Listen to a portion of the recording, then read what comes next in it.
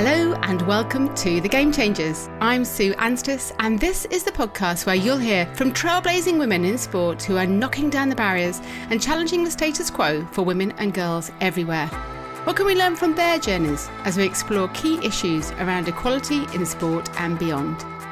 I'd like to start with a big thank you to our partners Sport England, who support The Game Changers through a National Lottery Award.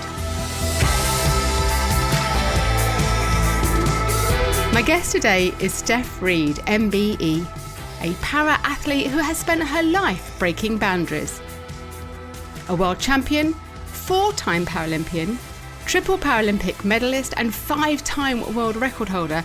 Having retired from the track in 2022, Stef now works as a keynote speaker, broadcaster, executive coach, and also turning her hand to modelling and acting. Stef was the first amputee to walk the London Fashion Week catwalk and took part in Dancing on Ice in 2022, making it to the quarter-finals and showing the world that you can learn to skate with an artificial foot.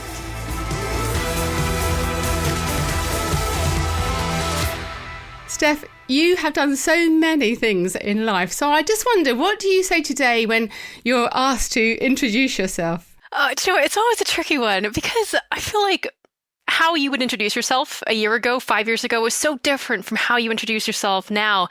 And I think that's just part of the fun with life. You don't have to be one thing forever. You can keep evolving, and that's fine, and that's normal. That's great. That's absolutely true, isn't it? It's not one thing forever. Taking you back in history, you had a very international upbringing. So can you give us a bit more background about your family life and where you lived as you grew up? Yes. So for anyone who is currently confused by my accent, it was really international. I had two parents who both worked in the hospitality industry, and they just knew from a young age they wanted to conquer the world. They wanted to explore it, and they did. That was part of the benefit of being in hospitality, that you could travel, and they went everywhere from Africa to Hawaii to Canada. I was actually born in New Zealand.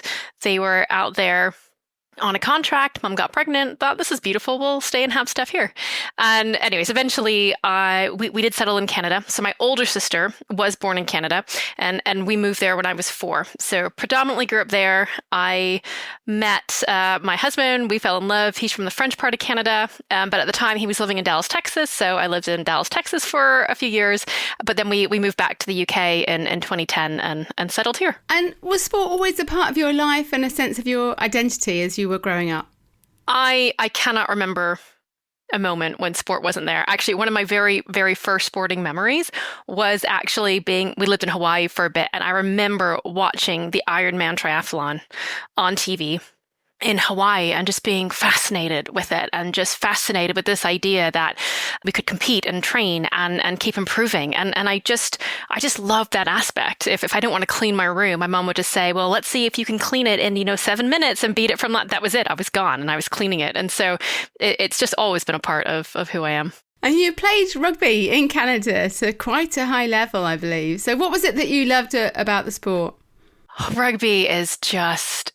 it's like nothing else. I mean, I grew up playing all sorts of sports. And so I loved basketball and volleyball, cross country, swimming, did some ballet. And then when I was 13, I was introduced to rugby. And for me, it was just, it was this sport where for the first time, it was okay to be crazy aggressive and super competitive. And it wasn't like, let's just tone that down a little bit. That's not what little girls should do. It was like, yes, more of that, go for it. And it was just the first time I was on this pitch and I was running down and I was covered in mud and I was just free to let it all out. And that part I love. But also the other part was it was the game that perfectly showcased all of my skills as an athlete. That was it. And Canada are doing really well actually now, aren't they? I don't know how much you still follow international women's rugby, but they really are kind of progressing fast on that pathway. Where was rugby at the time when you were playing? Kind of where were Canada in terms of a national team? Do you know, I was so lucky in that I happened to grow up in Toronto, so a big city, and we just happened to have a PE teacher at our school who played to quite a high level. That's the only reason why we had any sort of rugby team. It's not something... It was very unusual. And so I was very lucky at that time. I mean, we're talking back in 1998. So still in the early days of it. Excellent. And you saw your future as a rugby player. That was the kind of pathway of the different sports you tried. You weren't about to go and do Ironman at that young age, but the different sports, it was rugby that you were kind of set on in terms of a pathway. I did. I had so the PE teacher at our school, she went and she played rugby at the university level.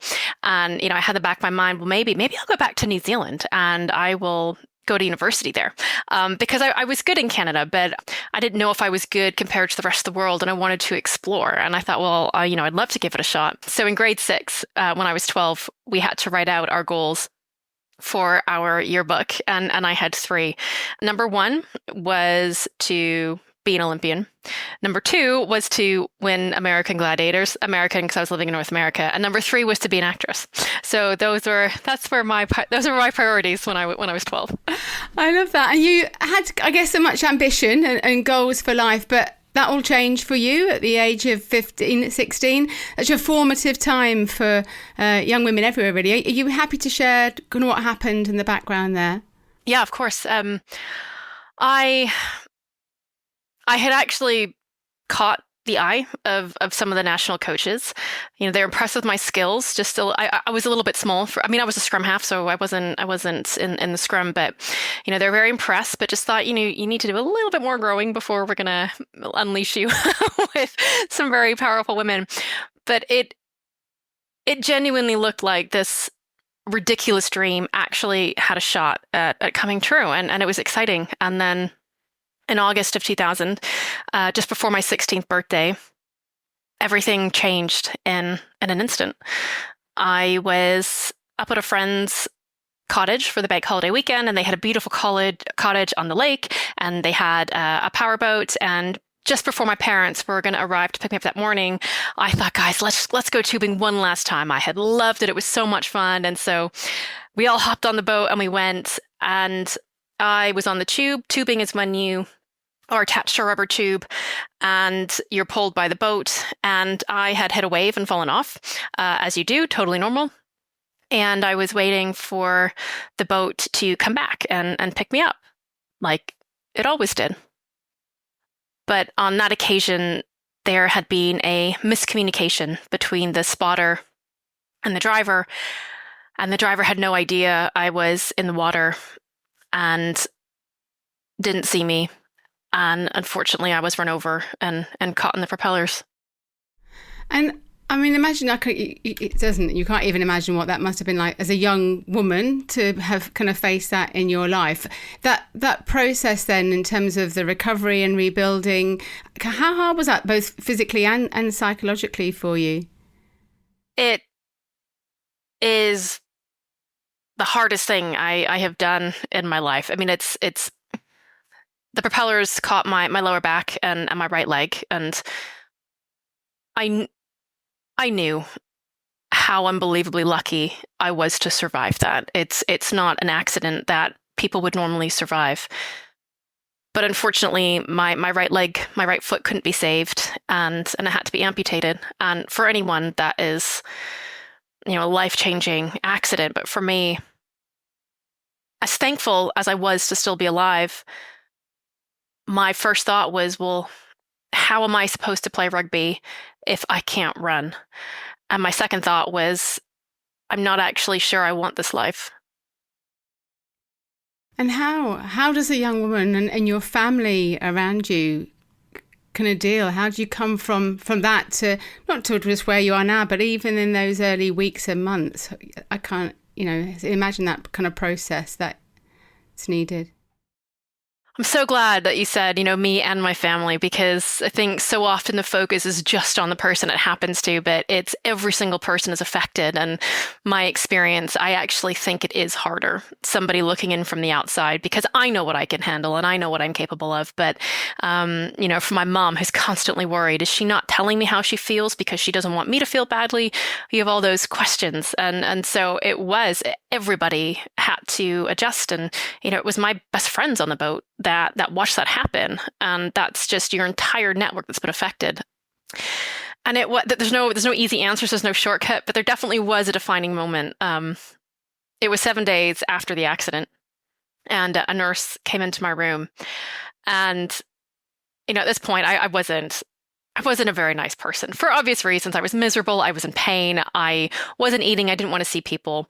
Was just, you could probably say, checked out of the situation at that point. I just didn't care anymore.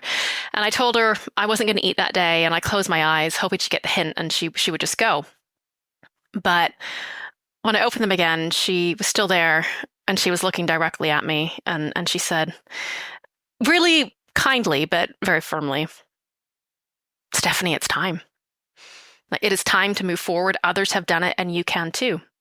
And that was shocking to me because, I was sad and I just had a life-changing injury. I had earned this pity party. I can't believe you're judging me standing there with your 2 feet. Like, this is my right. But the thing is, I couldn't stop thinking about her because she was the first person who walked into that room and didn't feel sorry for me. Instead, she laid down a challenge. And I mean, that is a nurse with a lot of wisdom, because that is a risky strategy. But I think that's someone who had seen people in this situation her entire life. And she read the situation right. And she just spoke to that athletic part of me. That part of the reason I love sport was it was a challenge. And I could have lost every limb on my body. And that part of me wouldn't have changed. I would still be someone who loves challenge. And it has to be redirected. At that point, sport did not look like an option. But that was a spark. That was the start.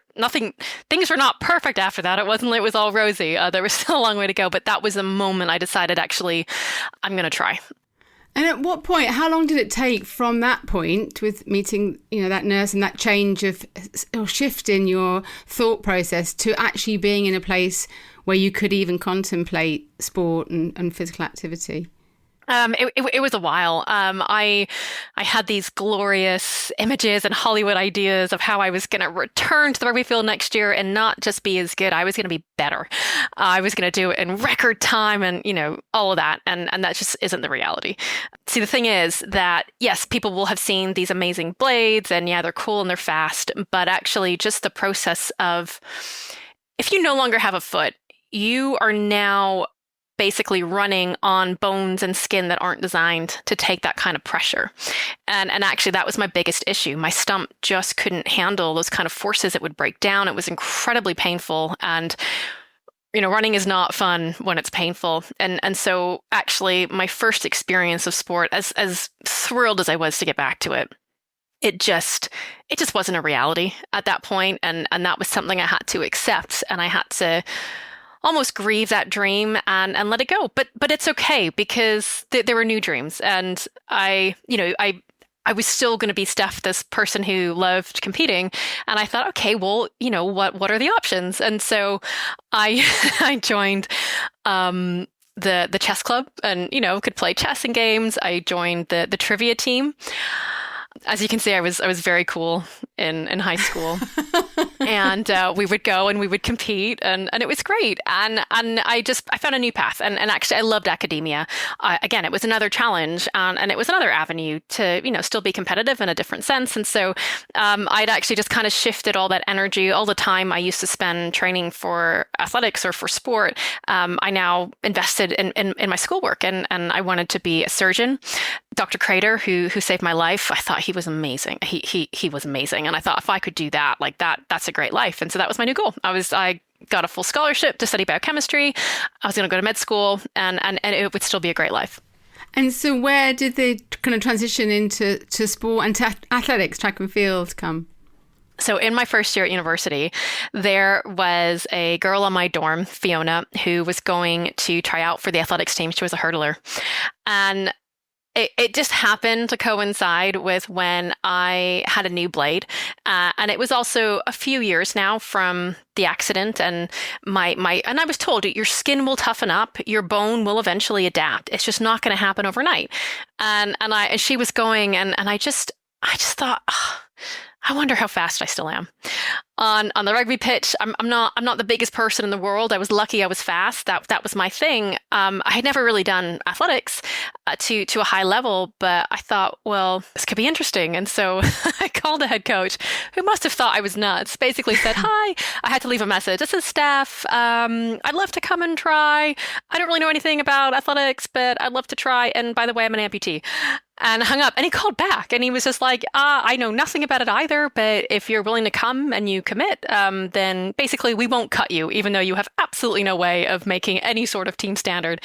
And that was the start. And, he wasn't intimidated at all by it. He was more than happy for me to come and try. And it took a while. It took until my fourth year at university when I finally made the actual team in the travel standard. And that was quite exciting. I mean, I was competing able-bodied. We didn't really have, a para division or anything like that. But it was, 4 years and the work really did pay off. And then obviously you went on to have the most extraordinary career in terms of being a para athlete. You won bronze in the 200 metres at the Beijing Games in 2008 and silver long jump in London 2012. And you competed first for Canada and then for Great Britain. So why the change in who you represented? So I hold 3 passports. I have a New Zealand passport because I was born there. I have a British passport through my parents, and I have a Canadian passport through naturalization and living there. And it's such a funny question for me because I remember when I was making this decision initially, and actually at the time I was living in Dallas, Texas, and a lot of people saying, I just don't understand how you can change the country that you compete for, but like who are you really? Like which country do you belong to? And I don't know how to answer that because I've just always had 3.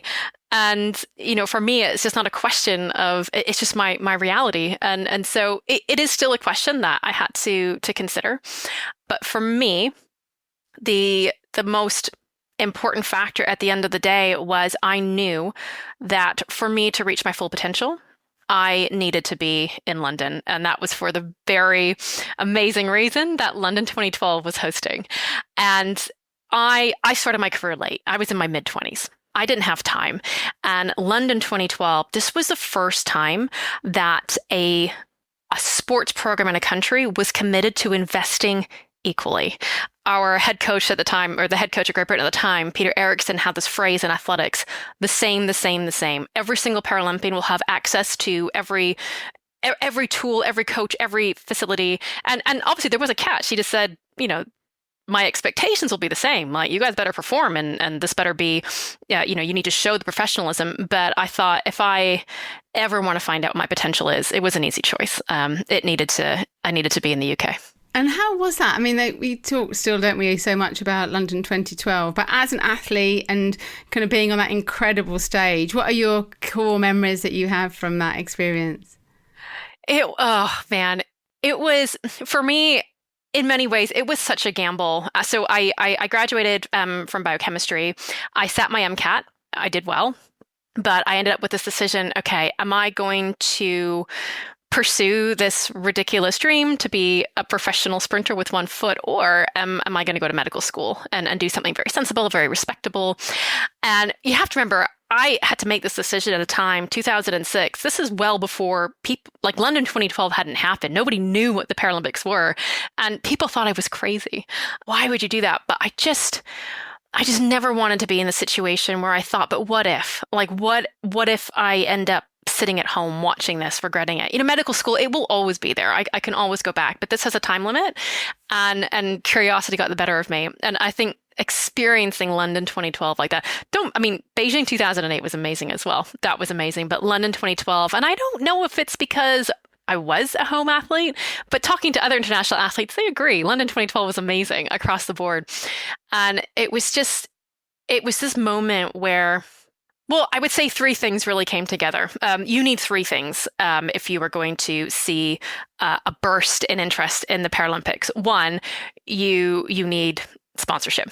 You have to have companies, you have to have people that are willing to invest, because there's no way around it. Becoming a great athlete, having the finances to have the coach and the training facilities, it costs money. There's absolutely no way around it. 2, you need to have the media interest. That really matters. And Channel 4 got behind it and, just took it in a completely different direction. Like for me, the billboards, thanks for the warm-up Olympics. Well done. For years, Olympics had been like on the pedestal, and the Paralympics were like the ugly stepsister, and they flipped it. And it was so fantastic and it was great. But the third thing you need is you need athletes performing. And again, we had so many athletes at that games at such a high caliber. All those 3 things combined just captured the imagination of Great Britain and the world. And it really was the launch of a new era for We're not there yet, but we're definitely the new era. It does feel as if your career as a para-athlete has almost mirrored that growth in the Paralympics and Parasport and so on. And I guess that's across 18 years, isn't it? So you really have seen from one to where it is now. It's interesting that you say we're not quite there yet. I guess what more would you like to see? You're now almost on the other side of it in terms of commentating and so on. But what more do we need to see? That is a great question. And I wish I had the full answer so I could go out and correct it right now. But you are right. I just think I am so lucky in terms of timing. And I really did have the privilege of watching. Like, I remember my first meets at a small high school tracks where there's literally no one there, just my mom at the end of the 100-meter start line with a hot pink sign, "Go, Steph, go." And that's it. But that was fine. I loved it. I didn't have a bigger expectation. But then in the space of a really short time, being thrust onto the world stage and just seeing the evolution in so many ways. I remember starting and people, "Oh, look at her. That is so sweet. Look at her trying. Well done." To the opposite end of the spectrum where, you're having these conversations and narratives about blades. Actually, it's cheating. Actually, it's too much of an advantage. You can't compete against able-bodied. You can't compete in the Olympics.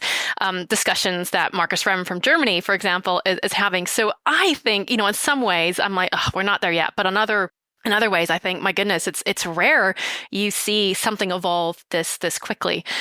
In terms of what still needs to happen with parasport, I think the obvious answer is we need more media coverage. We need more finances in the world of parasport. But actually, I think even before that, we still have not reached the entire world when it comes to parasport. There are still countries that are just coming to the forefront. And I was just commentating at the World Parathletics Championships in Kobe in Japan. And my goodness, India is coming on. They are investing. What we saw from the athletes there, I'm like, that is exciting. And when that gets around to all of India, there's going to be another explosion. And so what we have at the moment in parasport is a sport that keeps evolving because it has to. We keep seeing just new athletes coming and you have to watch and you have to adjust in terms of the program and what's on offer. And it is this kind of working puzzle, but it's so exciting. And the other thing that's really difficult is that the reality is there are certain expenses to parasport that can make the barrier really difficult. So particularly if you look at the cost of racing wheelchairs or prosthetic legs, which again can be a barrier for other parts in the world. And once we start seeing those break down, then it is just going to explode again. And I'm excited for that. And you retired in 2022, I believe. And I love what you said on the time. I think it's in your Instagram post, but you said retirement feels like an entirely the wrong word. I think evolution fits much better. It doesn't feel like an ending or a beginning, but more like a redirection. So what did you mean by that at the time? And do you still feel that way 2 years on? Oh, I do. So much so. I think I noticed it when people will sometimes ask you, well, what was your favorite games? I'm just like, I don't have one. It's impossible to have one because it's impossible to compare them because I was a different person going into each one. 2008, so new, absolutely no clue what was going on. Wildly different experience. 2012, for the first time in my life, huge pressure. I'd never had sponsors. I'd never had that sort of expectation to perform. Wildly different experience. 2016, different again, gold medal pressure. And what do you do in that scenario? Tokyo, oh my goodness, just the 2 years, no one could have predicted or experienced. So wildly different across it. And when I decided to retire in January or in June 2022, it was the first time in my life where it actually felt like pursuing some of my interests outside of sport was the scarier option. I think some people were surprised I didn't carry on until Paris 2024. My coach was actually a little bit surprised because he was like, it was, one of your best performances in Tokyo. You jumped so well and it's just 3 years. I wasn't injured. I was still funded. But I just thought at this moment in time, stepping out and trying to make a name for myself as a broadcaster, as a keynote speaker, as an executive coach, that actually felt scarier. And I just knew that is then, for me, fear is such a great marker in terms of what you should be doing. And the moment I feel it, I'm like, oh, well, now I'm going to have to do it. And that very much was my experience. That's really interesting, isn't it? I was going to ask you, because we are in a positive way, talking more about the challenge for athletes of coming to the end of their sporting careers. And I wondered how much you did miss that. So I want to come on to talk about all that you've gone on to do. But what did you miss about being a full-time athlete? And was that a difficult transition? You've made that decision, but then letting go of it, how difficult was that for you? It was hard in ways I was not expecting. So as I said, it was one of those decisions that was fully my choice. I chose this, which is why I was so unprepared for the amount of grieving that had to take place. I mean, I was an utter disaster for a significant, to the point where I had to think quite carefully about who I was going to spend my time with, because at any moment I could burst into tears, and I had to make sure this is a person who would not be weirded out by that. And so, and it was just random. And I realized as I was going through it, one, I'm glad I feel this much grief, because it just means I loved what I did. I loved every moment of it. And even though I chose to move on, that's almost 2 decades of my life that I've dedicated to this one thing. And it was just this, I had to just respect that time and my feelings. And I really was putting to rest that part of myself. But when you put to rest part of yourself, or part of yourself dies, it's almost like, I've been gardening a lot lately, can you tell? It's like an analogy for now something else can grow. Oh, that's so cheesy and sad, but there you go. And so in that process, I didn't realize how much of my time and my brain space had been dedicated to athletics until I stepped out of it. And again, it was this like rebirth, and that I loved. But the thing is as well, that I think possibly the hardest thing for me in this process has just been, you go from being objectively the best in the world at something to not. And the only way, you start from the bottom again. And that's hard, because you've been used to having this, privileged status, and now it's gone. But that's the reality in life. Everybody experiences that. If you want to climb a new peak, then you've got to walk down from the one that you're on, and adjusting to that, and remembering what it's like to, do you know what? I've been here before. I had to work my way up several times, and I'll do it again. And I think sometimes it's just hard, because I'm like, well, I'm in my late 30s. I'm supposed to have my life together, but now I'm starting this whole new thing. And I'm suddenly realizing there are skill sets. You learn some things really well as an athlete, and then there are some serious deficits when you leave. It was just getting my head around that. But I was so lucky that I had some fantastic support, actually, by one of the lifestyle advisors, Julie Smith, who, was totally fine with me coming in for 60 minutes and just crying. And then I would leave, and then we'd make a little bit of progress. But that's the reality of what it's like. It's hard. And one of the lifestyle advisors for UK Sport, for EIS, as it were? Yes. Just to clarify. Yeah. And you taught then, I guess, that doing those things, those new things, and you have done so many extraordinary things as an athlete, and then since, and I mentioned some in the intro, but being a model at London Fashion Week, you did a photo shoot for Debenhams that was in Vogue, you were semi-finalist in MasterChef, and they are many things that would just terrify most people, the thought of being in the public eye, not just doing something new, but doing something new in such a public place too. So I love that you talk about that fear, and you've clearly, truly embraced that. I did hear a lovely piece that you said in an interview, trying is beautiful and people should never afraid to be a beginner, which so resonates with me. So I just wonder, are there challenges that you've turned down? Are there things that you've said no to for whatever reason? Do you know what? I have a hard time saying no. I kind of have a policy where it's like, I'll say yes to everything once. Most of it is I just look at it, I think, is this going to be fun? And does this scare me? Those are normally the two things that I'm like, if it's yes, then this is just going to happen. I did. Okay. So I did turn down the jump. And no, I'll never forget. Because again, that for me was, I was still competing, and I thought I would never. Too many people have invested too much into my career. I could never turn around and be like, "Oh, I'm really sorry, I got hurt doing this." But I'll never forget looking at one of the producers and saying, "Is this dangerous?" No, not really. And you're like, "Oh, you have to learn for yourself quite quickly how to assess things." So yeah, I mean, I do have some standards, and, I do have the question of, okay, is this wise? But my primary markers are, is it fun, and am I scared of it?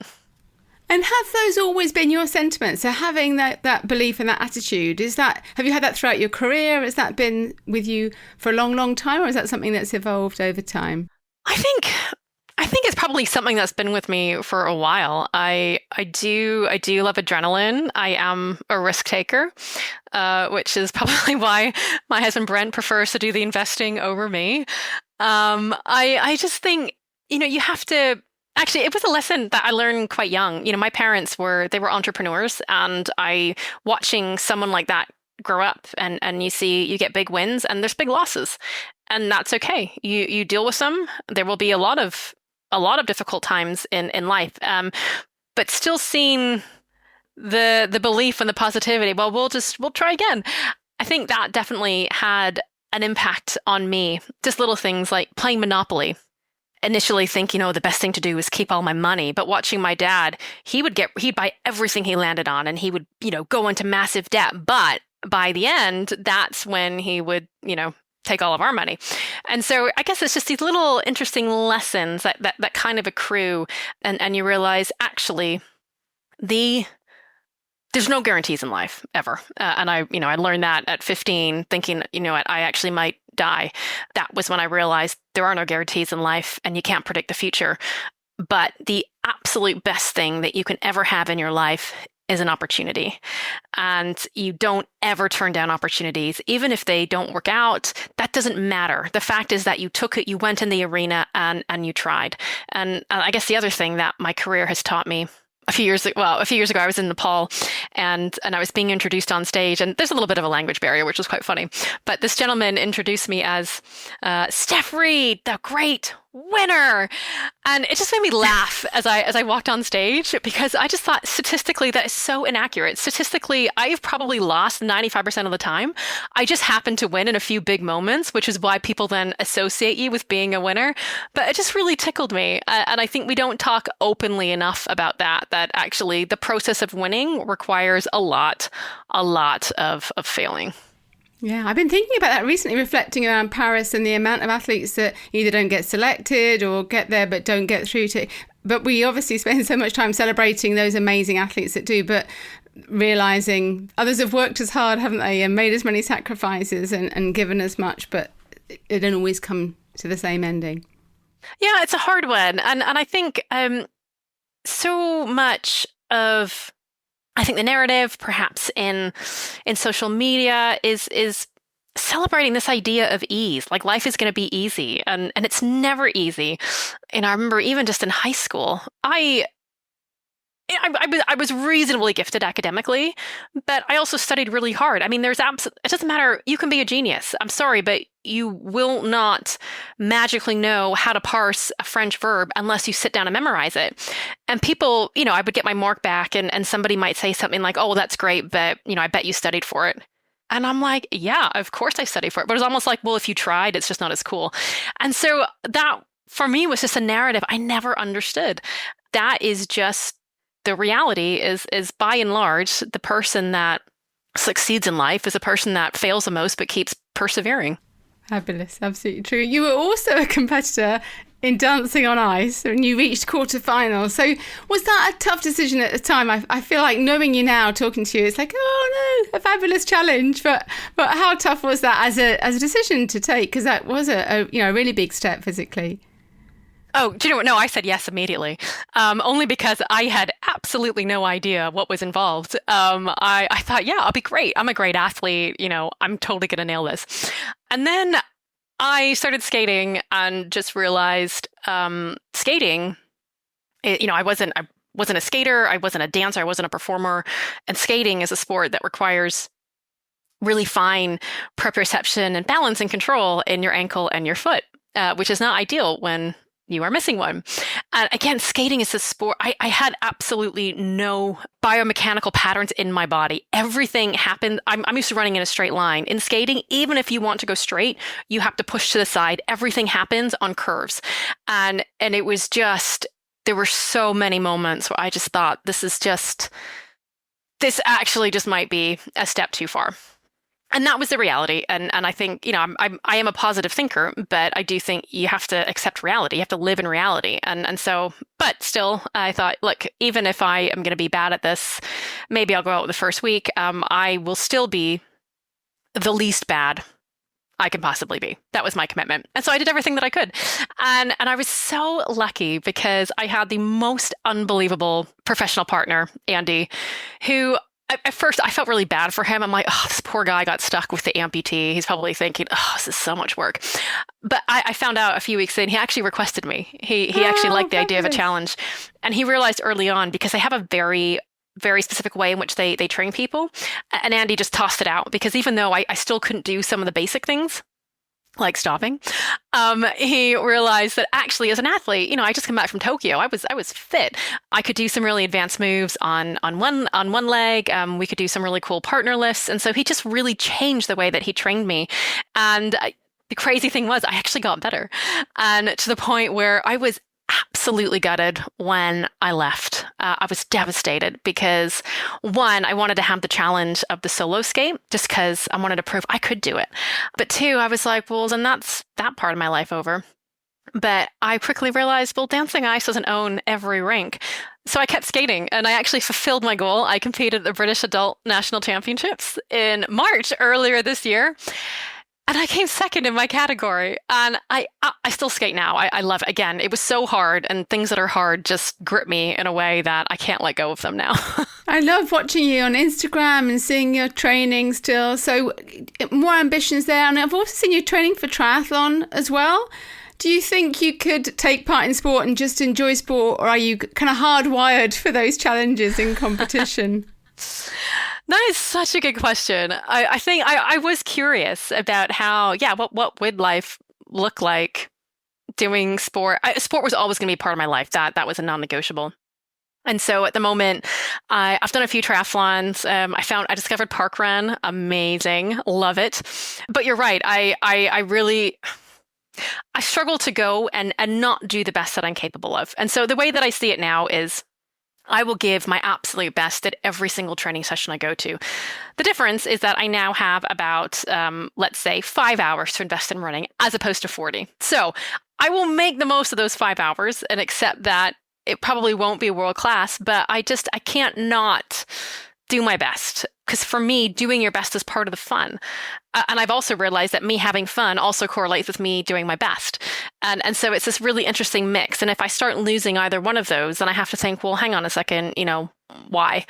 And if at any point I find myself, there's been a few times where I've not wanted to go to park run because I was out late last night and I was worried I wouldn't, beat my PB. And I'm like, Stephanie, that's the dumbest thing ever. Get out there and go. You're not going to PB every time. Otherwise, at some point, you're going to run a sub 15, which I'm not. But you have these narratives in your head as an athlete, just as a person that I don't think I'll ever get rid of. And I will always love competing. And moving on to other things that you're doing, I guess, within life generally, I know you've been in the news recently for calling out Nike over their amputee shoe policy, which is just fascinating. Fascinating to see it kind of not unravel, but come to life across social media. Can you tell us a little bit about that and what the outcome's been as well? Yeah. So thank you for asking. It was, that took me off guard. I was not expecting the response that it generated at all. But basically what happened was I was at a park run. And I was chatting with one of my friends and I was looking, I'm new to road running. I was a sprinter and we were having a bit of a chat about shoes. And they have these amazing carbon fiber shoes coming out. And I kind of wanted a pair. I was going to wait. And, once I plateaued, that was my strategy to then get another PB. But a friend pointed out, actually, you might want to get it now because it's better for your joints and for your foot. And so I went online and I was researching, the Alpha Flies, and they were about 250, 300 pounds. Like they're not cheap. And as I was buying them, I just thought, oh, this is so ridiculous. I can't believe I'm going to spend this much money because I run with a running blade. And then those are the kind of shoes you only wear when you're running. I'm literally going to buy this to throw half of it out. But then I remembered my sister had sent me a photo. She had been shopping at Nike in North America. She was in a Nike store and they had these incredible mannequins on display. And the mannequins had one real leg and one leg with a running blade. Like it looked just like me, just like my amputation. And I was like, I bet this is amazing. I bet Nike will totally get this. I bet they have a policy. And so I wrote in the customer service, and I was told, basically, no, we can't accommodate this. I pointed out, but you've got these amazing mannequins. And it was still a no, but they offered me a one-time 15%. So 15, not 50, 15% discount. And I'm like, well, okay, that's great. But the next time I buy shoes, I'm still going to have this issue. So it's not really a solution, is it? Anyway, so I just posted a reel about it, and people responded really, really strongly to it. And anyways, I'm going to cut the story short. Basically, what I discovered, and as I researched it more, it's actually more common as an adult to have feet that don't match than feet that do.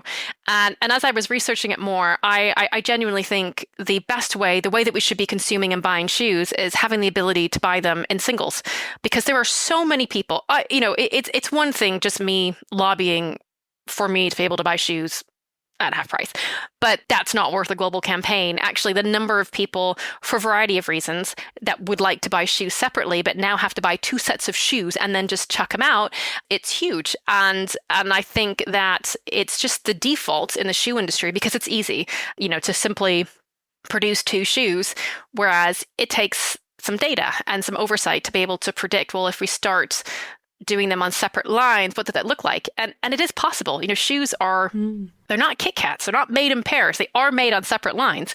And it's just a company willing to take that on. And it's important, 1, for cost, but 2, for sustainability. And so I've been having this conversation, and I've been having some great feedback. Alice and Felix's shoe company, they responded immediately, and they've actually introduced an amputee policy. They also have a pregnancy policy because a lot of women discover that their feet change sizes during pregnancy. So that's amazing. I am having discussions with other shoe companies. I actually can't talk about those right now, only because my commitment to them was I would take that conversation offline while they're figuring out their policies, which I think is, that's fair. I understand people need time, but it is still moving along, and I do hope to have an update soon on that front. And how exciting to be driving change. And as you say, not just for amputees, but for people across the world, for those that might have different challenges, and absolutely on the pregnancy piece and everything else as well. It's like really broadly reaching a huge audience, which you think should be a commercial incentive to those manufacturers as well. Well, I do think it's important. And one of the things that I have really enjoyed with the different exchanges with the shoe companies is that it really has been conversational. And I've never approached Nike, I've never approached any of them being angry, because honestly, if I wasn't an amputee, I probably wouldn't have thought about it either. I don't for 1 second think that it was an intentional desire to misrepresent through marketing. I just think no one asked the question. But for me, this is a standpoint that I always come to when I talk about diversity and inclusion. It's not, okay, you can make the argument for it's the right thing to do, it's a kind thing to do. Put that aside. Actually, it's the best thing to do for business. It makes for a better experience for everyone. It adds value to your business. That's where I come from. And actually, when you start changing your mindset, you start changing the way you think, you start being willing to see the world differently through a different lens. For example, somebody who's an amputee consuming products, then you start seeing the world differently. You start seeing different problems and you see different solutions. This kind of thinking is unbelievably powerful. And this is what will change the world. There are so many conflicts going on in the world right now, and so many places where conversations need to be had, but we're just missing each other. And I just think that diverse and inclusive thinking that allows you to consider the needs of everybody around you and to be able to take a perspective, not just from your own, but from all these different areas, I think it's unbelievably powerful. Another area that I was fascinated to see your involvement with is with the leprosy mission. So I wonder if you can give us a little bit of background as to how you came to be involved and what your role is there. And I say, even looking at your Instagram posts, I learned so much just reading and researching from following you. So yeah, please do share more around that with us. The leprosy mission was one of those occasions where someone called, I was curious, and I thought, I'm in. And I said, well, do you want us to tell you a bit more about it? No, I'm in. It sounds great. And so basically what they were doing, so the connection is, well, okay, I'll take it back. A lot of people think leprosy, that's an ancient biblical disease, surely. No, it's not. Leprosy still exists in the world today. And there's absolutely no reason for it, because it is a disease where we have a cure for it. We know how to fix it. It's not even that expensive. It is just a case of identifying it and getting it to the people who need it quickly enough. Because the problem with leprosy is that if it's left untreated, that's when you can get things like amputation. And that's devastating because it's something that didn't need to happen. The solution was so simple, but there's so much stigma surrounding leprosy, and it's one of those things where people don't want to say, look, I have it, because they're worried about being excommunicated from their society. And so it's a really, really difficult disease to tackle. But the Leprosy Mission is doing some amazing, amazing work in that area. And so they asked if I would, they were doing a campaign to raise money, and they wanted me to come and host it. And in 2015, there was a big earthquake, and it badly damaged one of their flagship hospitals just outside of Kathmandu. And so I went there, and it was just interesting as well. Again, as someone who has a disability and who has many times in her life experienced stigma, just actually realizing how difficult it is to overcome that. I remember going and knowing, leprosy, yes, it is contagious, but actually as a healthy Westerner with a robust immune system, you won't contract it. It's only a disease that you will only ever see it in extreme poverty and extreme malnutrition. Even so, even though I knew that, I found myself hesitating to touch people there. And it was just this real wake-up call to me, like as someone that speaks often out against assumptions and stigma, how it affects me. And it was really, really interesting. But I love the work that they do because they raise lots of money, but they then give it away to people who are best placed to know how to deal with it. They give it to the countries. They're not coming in and being like, oh, we think you should do this, this, and this. And it's a disease that it's not like cancer. Cancer can affect anybody. You can have people who are billionaires have cancer. That's why you will always have spokespeople for cancer. Leprosy is a disease that you only see in forgotten communities, which is why we rarely see it mentioned in the media. And that's why I am so impressed with the work that Leprosy Mission does. It's fabulous to see you using your profile and your platform in these ways. I do remember talking to Tanny Gray-Thompson actually about her frustration with the media's obsession with talking about brave Paralympic athletes and the things they've overcome rather than celebrating their achievements as extraordinary athletes. And I did wonder, even as I prepare these questions for you, if it's something you find kind of irritating, that need to keep retelling and reliving the trauma in your life that then defines you and your achievements. I wasn't even sure whether to ask you or talk about it. So it is an interesting dichotomy, isn't it, of telling that story, but actually we just want to celebrate you as an extraordinary individual and athlete. I think the line is always going to sit somewhere in the middle. So I'm going to answer your question two ways. So number one, as a sports commentator, when I'm commentating, I commentate on both Olympic and Paralympic sports.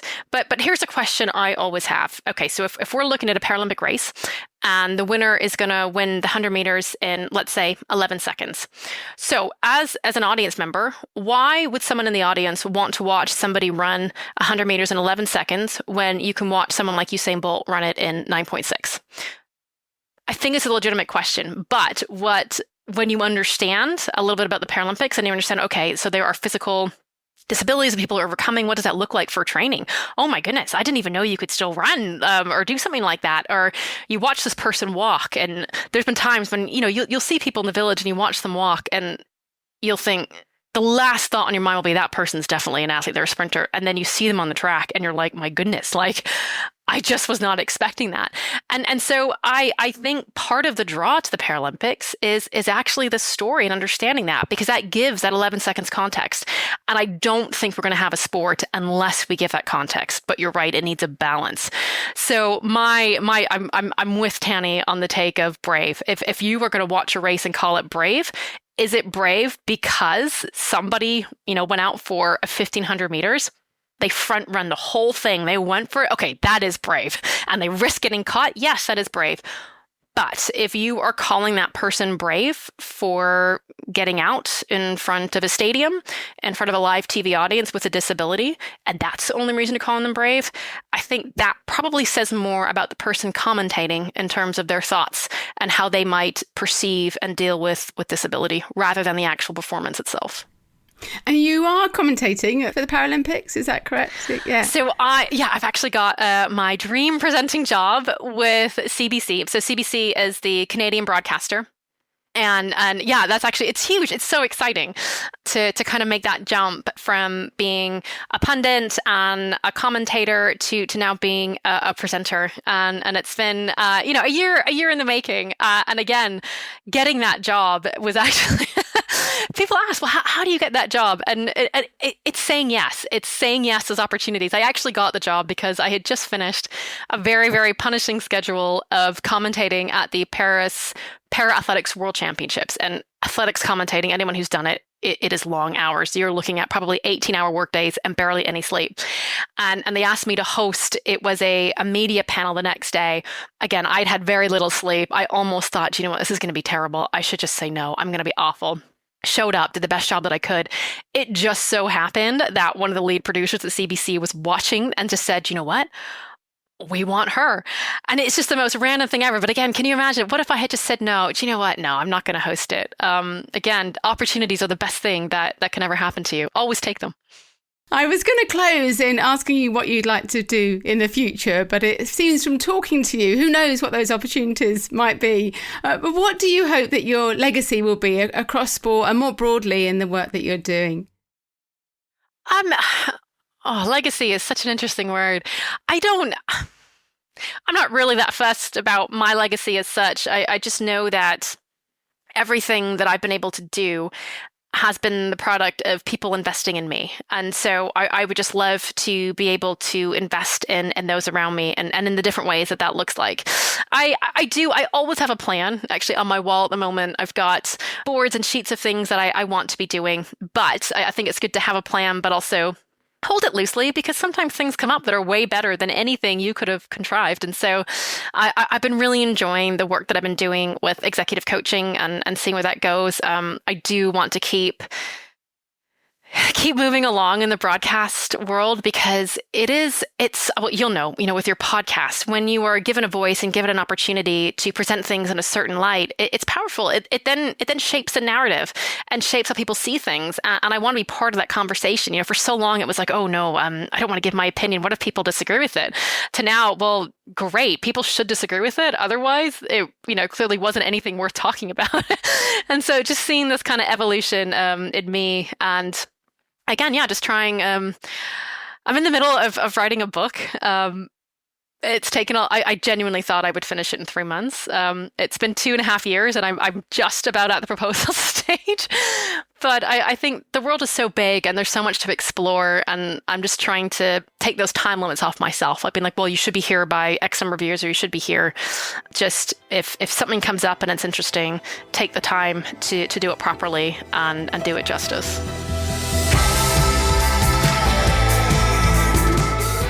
Thanks so much to Steph for so openly sharing her story. I love her approach to taking on new challenges. Never be afraid to be a beginner is certainly a mantra that resonated with me. If you'd like to hear from more trailblazers like Steph, there are over 180 episodes of the Game Changers podcast that are free to listen to on all podcast platforms or on our website at fearlesswomen.co.uk. Para-athletes I've spoken to include Tanni Gray-Thompson, Sarah Story, Lauren Steadman, Ellie Simmons, Claire Taggart, Sophie Carrigal, Anne Wafula-Strike and Hannah Cockcroft. Along with these elite athletes, other guests include coaches, entrepreneurs, broadcasters, scientists, journalists and CEOs, all women who are changing the game in sport. As well as listening to all the podcasts on the website, you can also find out more about the Women's Sport Collective, a free, inclusive community for all women working in sport. We now have over 7,500 members across the world, so please do come and join us. The whole of my book, Game On, The Unstoppable Rise of Women's Sport, is also free to listen to on the podcast. Every episode of Series 13 is me reading a chapter of the book. Thank you once again to Sport England for backing the Game Changers through the National Lottery, and to Sam Walker at What Goes On Media, who does such an incredible job as our executive producer. Thank you also to my lovely colleague at Fearless Women, Kate Hannon. You can find the Game Changers across all podcast platforms, and make sure you follow us now so you don't miss out on future episodes. Come and say hello on social media, where you'll find me at Sue Anstiss. The Game Changers. Fearless Women in Sport.